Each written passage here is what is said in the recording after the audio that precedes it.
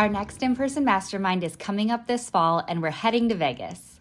We're kicking off this mastermind with an in-person tour at Zappos downtown Las Vegas campus, where you'll learn their strategies behind company culture, core values, employee engagement, and customer service. Looking outside the legal industry for business concepts and strategies allows you to gain fresh perspectives and innovative solutions that can be applied to improve and differentiate your firm's operations. Following the tour are the mastermind hot seats. Every attendee has the opportunity to dive deep into their business obstacles with their mastermind group and coach. We believe that nothing beats working on your firm in person, so join us in Las Vegas on November 7th and 8th. This is your chance to break through barriers, spark new ideas, and accelerate your law firm's success. Limited spots are available. Visit maxlawevents.com for full event details and to grab your ticket today.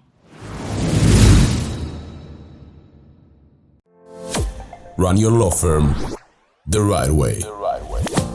This is the Maximum Lawyer Podcast.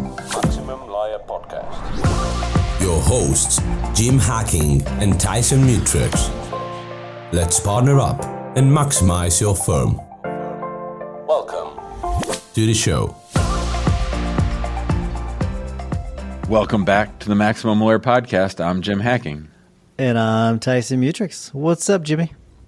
Oh, Tyson, I'm very excited about our guest today. I think she's someone that will be in great demand and that our members and our listeners will really appreciate. It's all about lawyers making presentations, and I can't wait to hear her. Yeah, today we have Val Madamba, and if I said it wrong, I'm so sorry, but Val is No, you got it. Oh, fantastic. Good. She is a legal presentation coach who previously practiced food and drug law, including at the US FDA and AM 100 law firm and in-house at several top companies. She focuses her coaching practice on keeping lawyers master the presentation skills they need to become thought leaders and grow their practices. Val, welcome to the show. We're really excited to have you. Thank you so much. Likewise, happy to be here. So, Val, tell us what it was like in big law and in the government, and then how you transitioned from that into helping lawyers with their bad presentations. Yeah, I guess the common thread is that I was doing bad presentations in every setting. I was making terrible presentations for other people to give. I was never a good or natural feeling speaker at any point in my career. So I think that's what really spurred me to, really work on it intentionally. And I think whether you're in-house or working in private practice or really in any setting, there's no getting around the need to eventually do a presentation. And I think, we're presenting all the time. That's what I found, whether it's like in a meeting that's casual and every day or on a big conference stage. So I feared it all and I had to do it all. So I worked really hard on it and eventually found that it was a kind of common need among colleagues and peers. So started helping others and it really went from there. Something you said reminded me of Chris Voss and Never Split the Difference. And he talks about how everything's a negotiation, and you're right. We're always presenting, we're always on stage. And I do find it fascinating how many attorneys think that they're really good at acting, and so they think that they're really good at speaking. And it's just kind of cracks me up. But can we start with maybe some of the basics of things that people are getting wrong? For example, I always sometimes you see people, they'll stand up and they'll say their name and we're like, no shit, we know who you are. Are there some basic things that we're doing wrong right from the start that we can maybe start with that stuff so we can get that out of the way? Yeah, a lot of basic things, and you hit on a couple of them. I think one is just assuming that, we're kind of good at communicating in some way, right, as lawyers, or we think we are. Writing, speaking, we're supposed to do it well in practice, but it doesn't always translate, right, to a presentation, because presentations are about what other people need. All communications is, all service is, but presentations are really specific, and every audience needs something different. But, I think we just get busy, and it's not really the first thing we prioritize, planning a great presentation for every single specific audience's need. And we just kind of have these standard decks that we trot out, for the next time we need to do that CLE on that topic. And I think that's the fatal flaw because, it's not that easy.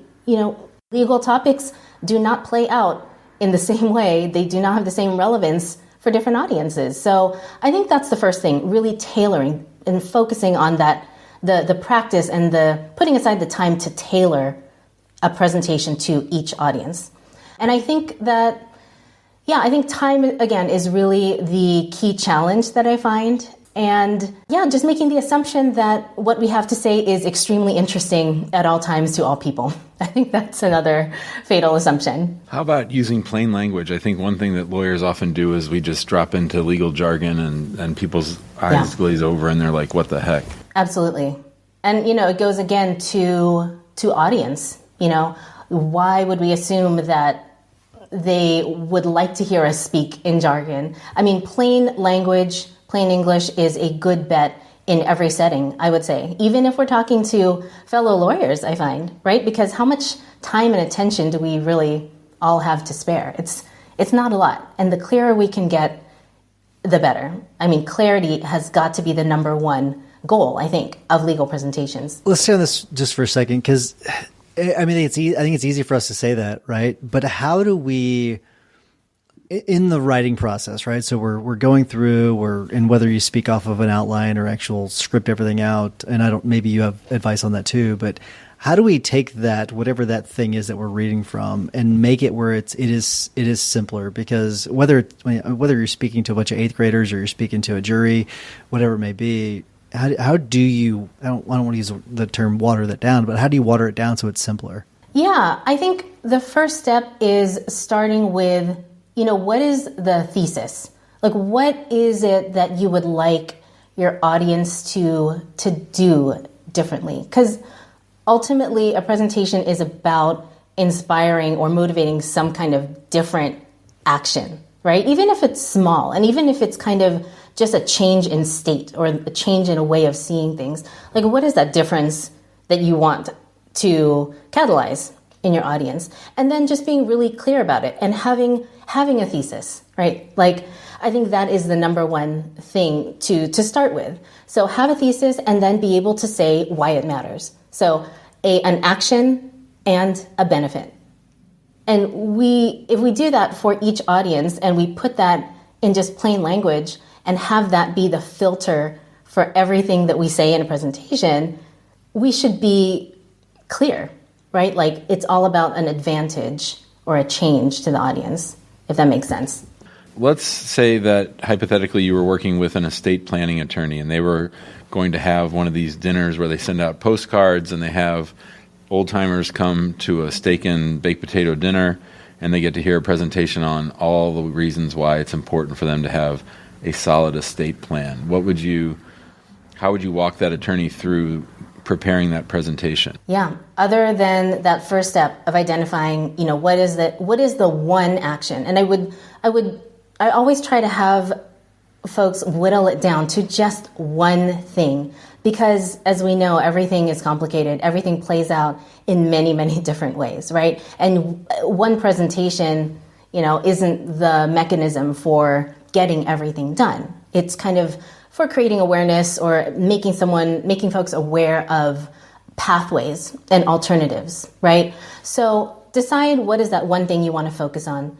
And then the next conversation that I try to have with speakers is to get into what that practice looks like and what are the stories. Because I think for a talk like that, telling the right stories and illustrating the different ways that a concept or, an estate plan or lack of estate plan could play out, that's going to be the key, because that is what resonates with people and is memorable, right? So lining up that thesis and then lining up the right stories to illustrate it. So I have a question about appearance. I'm sort of invested in this question just because I do think that whenever you're presenting to a jury, because that's one way of presenting, you do need to look a certain way. I'm a strong believer of that. But for example, I'm gonna pick on Jim. It's not really picking on him, but the Jim, he's wearing a hoodie, right? He's wearing a hoodie right now, and Jim would wear that on stage. He has no reservations about that, right? And I mean, I'll wear jeans on stage or whatever, but there's this guy that Jim and I saw at Icon in Phoenix several years ago. It was an Infusionsoft conference, and it seems like what he was selling, his sell was like, I will make you look good for camera. That's essentially what it was. I can't remember what his exact business was. How important is it? And I'm assuming that a big part of this is knowing your audience. Like, for example, Jim would wear that hoodie on audience at like Max LawCon, right? Like, and no one would bat an eye because it's Jim. Everyone knows Jimmy. But when it comes to like, looking good, wearing clothing, all that kind of stuff, like how important is that in a presentation? Well, I think you said it. It comes back to or down to knowing that audience and knowing how to read your room. But overall, yeah, people are going to have different opinions about this, but I'm just not that fussed about polish. I think it's important. And I think there is a big distinction between making the conference rounds and doing CLEs and trial practice, which is not, I don't work on that in that area. I think it's completely different. But when you're doing, talks to help someone get to a better state in a CLE or an educational presentation, I am not that worried about what you're wearing, or even if you say or if your eye contact is super polished. And there are all kinds of things we can do to elevate those aspects, and I think that's great. But it's just not what I focus on, because things can go wrong. You can stutter. Your slides won't work sometimes. It's a guarantee. Eventually, your slides will not work. And ideally, everything would be perfect. But what's really important, have you crafted something that you're proud of giving to that audience that is just for them. And that will get you through, and get you through any glitches or stumbles or stutters. And that's what I've noticed. And, I focus on content first, story first, and then polish. But I'm curious as to, what do you think? What do you think as a speaker and an audience member as well? I would say with what you just said, story should dominate. I think that you should tell stories in your presentations, whether you're a trial lawyer or not. And I think you're 100% spot on, where the trial work is way different than just doing the CLE circuit or the conference circuit. I 100% agree. I would also say like delivery, like how you deliver it is another part of it. But I think that if you don't start with story, I think that and if you don't have a good story, I think you're in really, really bad shape. Yeah, absolutely. There's no way. Well, it's hard to recover, and it's hard to paper over that if you start with. And I see this a lot. Like, people want to up-level their presentation skills, and their questions to me are about like slides and how they can make their slides look better.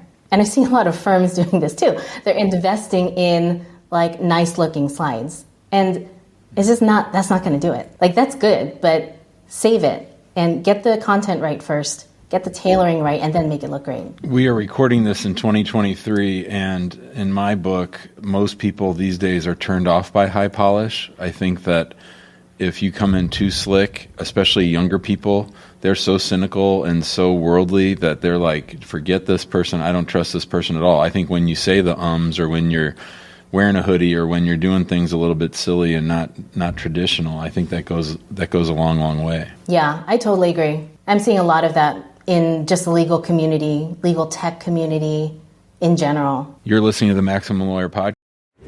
Are you tired of the marketing guessing game? Does your website feel more like a digital billboard than a client magnet?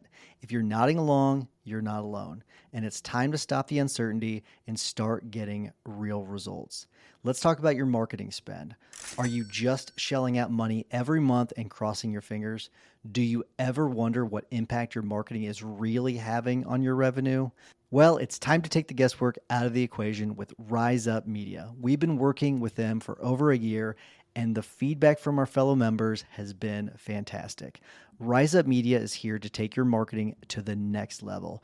They'll even perform a full audit of your online presence, giving you the good, the bad, and even let you in on what your competition is up to that you're missing out on. And the best part, there's no obligation, no catch, no pressure.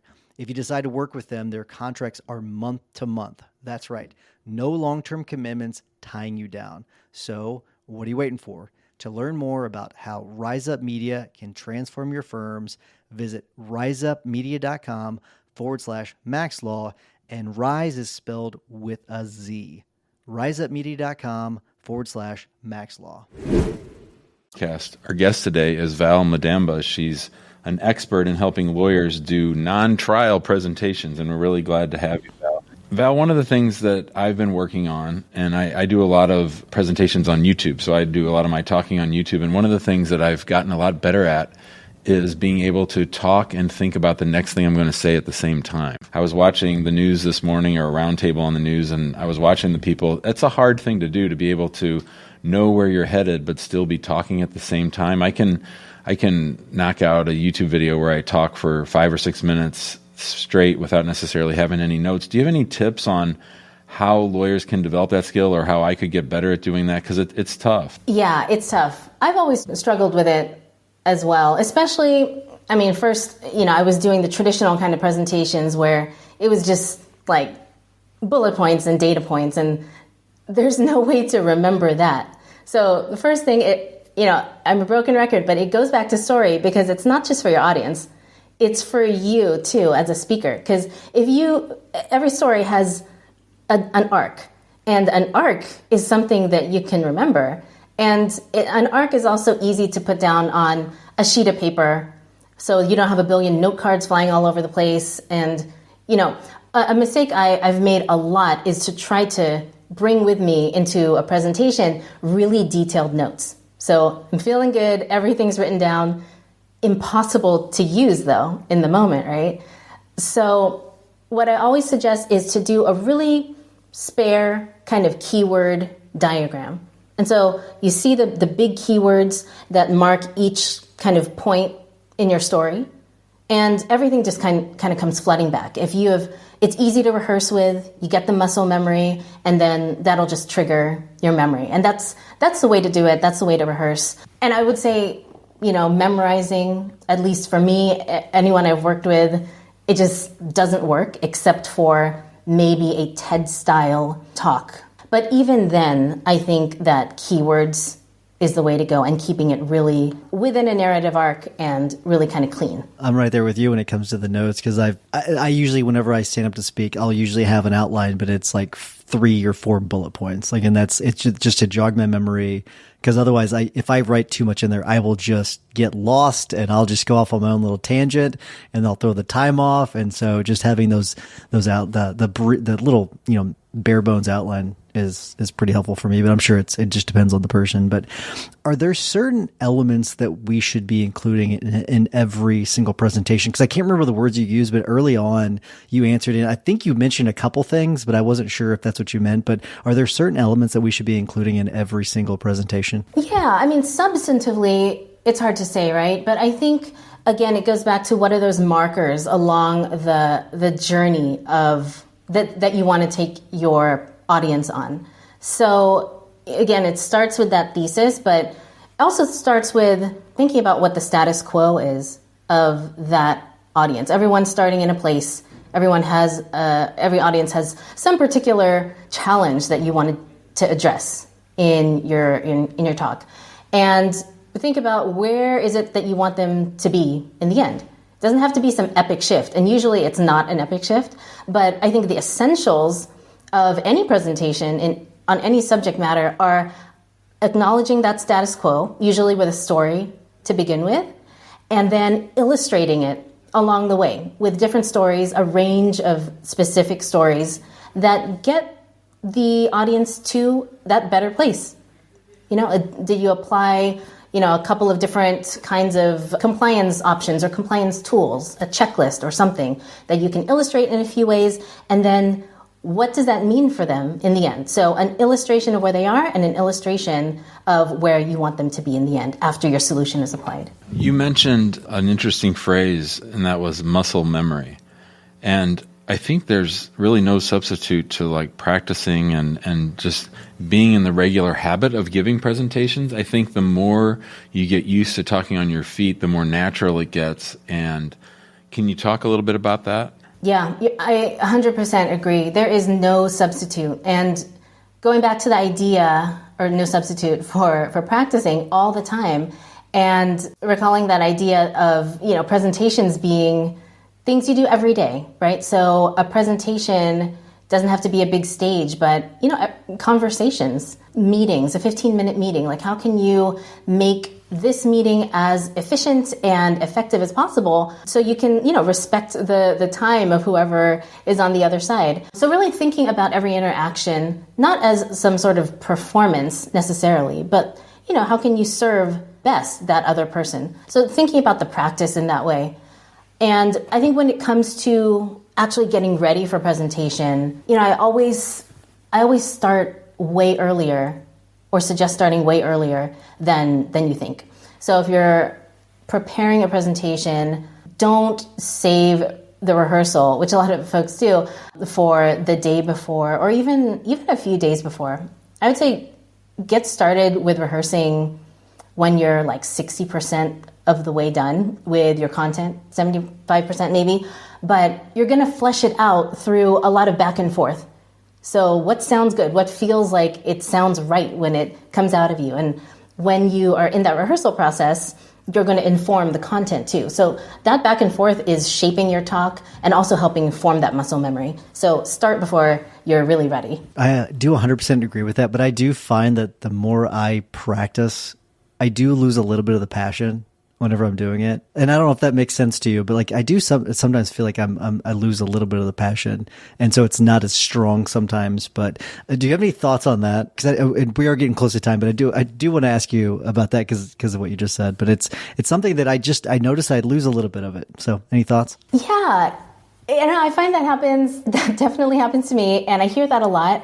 And what I find is that it's kind of like with a little bit more, almost a little bit more rehearsal, because by that time you feel like you're saturated and you cannot possibly listen to yourself say those words again.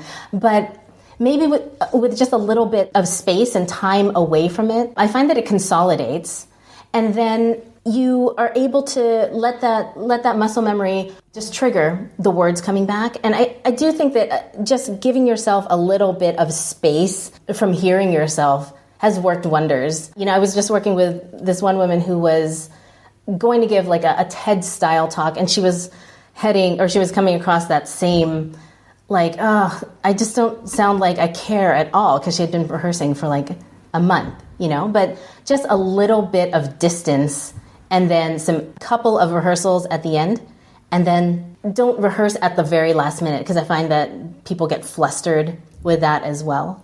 So I think that distance does make a big difference. When it comes to storytelling, can you tell us a story about a client success? Yeah, absolutely. It was a pretty recent one. It was a pretty traditional CLE that I was helping this one woman with, and she is so brilliant in her niche. It's transactional.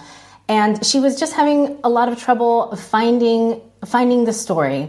And, it wasn't an extremely, epic talk. It wasn't a big stage. But what I loved about working with clients like this is that when they find those personal stories and find a way to electrify an audience, just because of connection and a sort of aha moment when she found like, my practice area is not boring. Everyone tells me that what I do is so dry, and I've always thought that what I do could never inspire anyone. And the way she started thinking about herself as a speaker completely changed without me really doing much other than pulling her own experience out of her so that she could hear it, so that she could see it on paper, and that she could get it into the story of a presentation. And that kind of excitement is, what I love to see and what I love to see in my clients. I love it. All right, Val, we are going to start to wrap things up. Before we do that, though, will you tell people how they can get a hold of you if they want to work with you? Absolutely. Best way to get a hold of me is finding me on LinkedIn. I'm on there all the time talking about nothing but legal presentations. So find me there or on my website, ValerieMadamba.com. Very good. All right. We are going to start to wrap things up. Before we get to our tips and hacks of the week, join us in the big Facebook group. Go to Facebook and search Maximum Lawyer. If you want a higher level conversation, go to maxlawguild.com. And if you don't mind helping us spread the love to other attorneys out there that need it, please give us a 5-star review. We would greatly appreciate it. Jimmy, what is your hack of the week? We talked about this recently, you and I, Tyson, about having our team meet together in a physical space. And with everybody working virtually these days, I just want to highlight how great it is to meet actual team members in real life, IRL. We have our marketing director from Venezuela is here with us this week, and next week the members of our after unit is coming to St. Louis. So there's just no substitute. And then in November, we'll have all the lawyers and all the people from around the United States here in St. Louis meeting with us. So there's just something different, and there's some super connection. I'm sure you remember, Tyson, when we first started having the conference and we got to meet these people that we knew online forever. To get to meet them face to face, there's just no substitute for it. I agree. It was a really cool feeling then, and now that we've come out of our homes and we're out and about, it's always nice to be around people. Val, we always ask our guests to give a tip or a hack of the week. What you got for us? Well, I'm going to stay on theme and actually repeat something that we talked about, but my ultimate tip for everyone's next presentation is going back to figuring out what is that one action that you want your audience to take that is different. Figure out what that action is, and then identify 1 to 2 benefits of that action, and let that be your whole thesis statement. And if you build your presentation solely around that and let that inform everything you do, every image you drop into your presentation, every bullet point, every story, you're going to be the best speaker in any venue that you show up in. Love it. Very good advice. So my tip of the week is I actually was watching The Covenant last night by Guy Ritchie, or Guy Ritchie's The Covenant. I actually tweeted or posted to Jim about it. And then all of a sudden he started showing up on my YouTube. Hell of a coincidence there. But it was an interview. Guy Ritchie was on an interview with Joe Rogan, and I was listening to him, and he's a very eloquent guy, by the way. He's very impressive. I didn't know who he was, but he was talking about how that you hear the quote, and I pulled up because I actually tweeted about it. He says, because people say don't hate the player, hate the game, and he says, don't hate the game, love the game, because you're in it. He says, you're in it, mate. Own the game, accept the rules, and move into the rules. And so I just love that change in the mindset. You know what? This is the game we're playing in. Play the game. And so that's my message, passing it on from him, because I thought it was just so cool. So, and also as a bonus, watch that interview, because he's just really, he's an impressive person. That's all I know about him, just that interview in that movie. But he has a pretty wide breadth of movies that he's created. But anyways, Val, thank you so much for coming on. Really appreciate it. I think this will be really helpful for a lot of our listeners. Appreciate it. Thanks so much for having me. Thank you, Val. Thanks for listening to the Maximum Lawyer Podcast. To stay in contact with your host and to access more content, go to MaximumLawyer.com. Have a great week and catch you next time.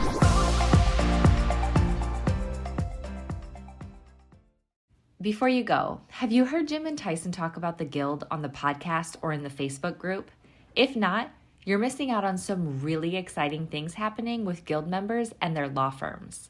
The Guild includes a community, accountability, trainings, group coaching, and in-person events like our quarterly masterminds. Inside, you'll gain support, tap into a network of connections, and continue learning, a common theme among successful entrepreneurs. Investing in a community is like the self-care of business ownership. Surrounding yourself with other people who get it is crucial when you're creating a rock-solid foundation to build your business on, one that's strong enough to withstand setbacks, transitions, and growth. So head to MaximumLawyer.com/the Guild to join now and get started today.